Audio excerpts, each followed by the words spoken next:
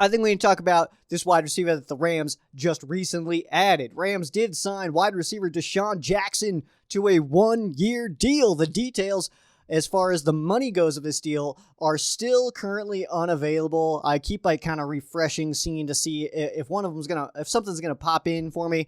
I just get dashes right now, so I have no idea what this contract looks like for this single season that DeSean Jackson will be under contract for the LA Rams. But I did want to let you guys know that, we heard just a few weeks ago, not very long ago at all, that the Rams were likely to be participating in free agency, but were not scheduled to be big spenders. And part of that reason is the limited cap number. But either way, the Rams kind of had made it known that the push was not going to be to bring in any high dollar guys. So I'm guessing that this deal is actually pretty low, but I don't actually know, unfortunately. We don't have the numbers. If I had to ballpark it, because at time of recording, we do not know the numbers. This is Wednesday. It is 5:42 in Colorado right now, or 6:42. I'm terrible at reading time, apparently. And we don't know the numbers quite yet, but if I had to guess, I would say this is probably a 1-year deal worth probably 1.7, 1.8. And I'm sure a big chunk of that is guaranteed. Maybe there's a little bit of incentive, especially because he is coming off of some injury-riddled seasons.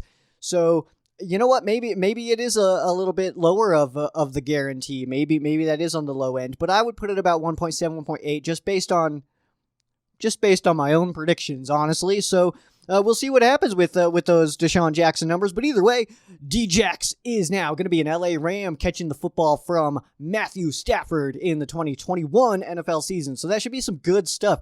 A little bit of history on DeSean Jackson. He does have 612 career receptions for over 10,000 yards, 56 touchdown catches. Has not played against the Rams since 2015. In 2015 and 2014 played against the Rams. Did not have a single catch in either of those games.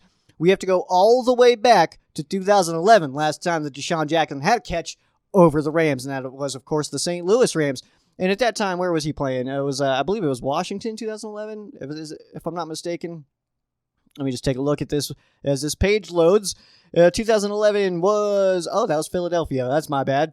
I'm going a little late. The 2015 and 2014 games, those were Washington. That was, yeah.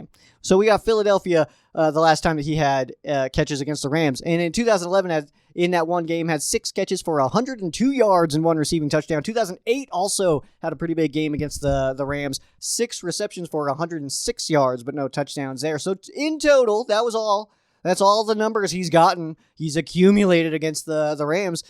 So if you're keeping up at home with your math, that is 12 receptions for 208 yards, just the 1 touchdown. That's versus the Rams. Now, though, he's on the other side of that. He's going to be catching footballs for the Rams, not necessarily against the Rams, except for in practice and stuff. So, he'll still be going against Rams, going against Jalen, going against Darius, no longer Troy Hill, as he's a Cleveland Brown, but maybe David Long. We'll see what David Long does this year. I'm excited to watch David Long play.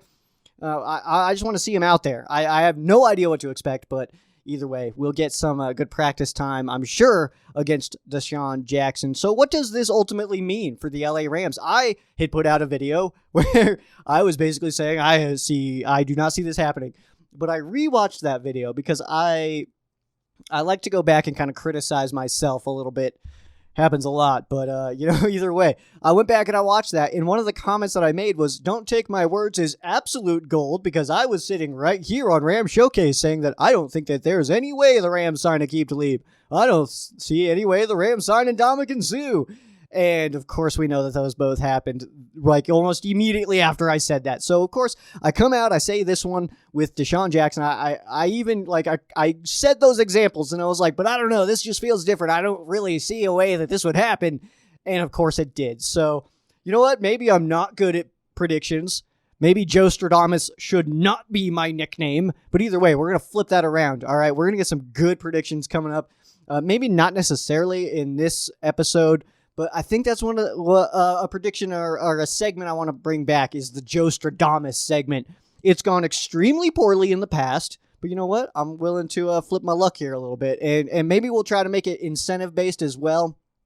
we'll do something along the lines of, if I get this prediction wrong, the first 5 people that call me out, or something like that. We'll do something like that.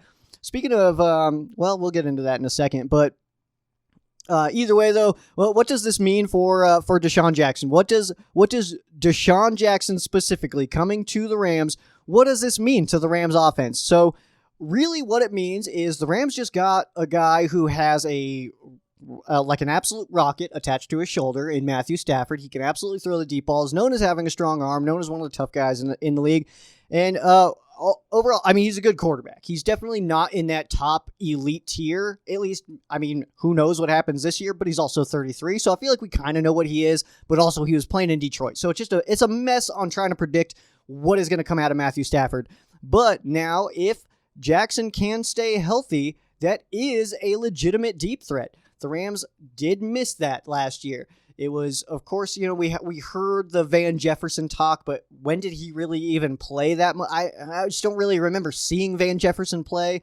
And then, of course, Woods and Kupp, who are very talented receivers, but not necessarily that deep threat. Bobby Trees, he does have the ability to go deep. I know that one against the Texans, which blatantly Rob Havenstein was holding on that. I don't know if we're going to talk about that or not. I don't know. But blatantly, that was a hold on J.J. Watt by Rob Havenstein. Either way, that's irrelevant now because it counted as a touchdown. We can't go change it now.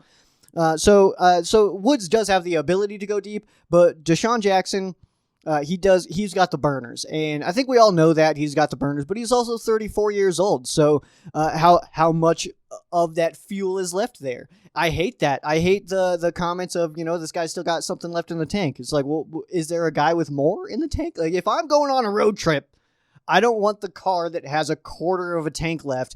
Give me the car with the full tank. All right. And the one that sure, they're both fast. Sure, they're both fast. Just give me the full tank, man. Give me the full tank.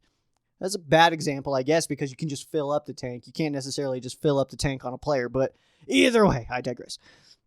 Also, I think it's worth noting as well that we've talked about this plenty of times on the show as far as I'm super nervous about anybody we have as punt returner or kick returner since pre-Tavon Austin. I'll give you that. Pre-Tavon Austin, I've been terrified every time a Rams person is back returning a punt or a kick.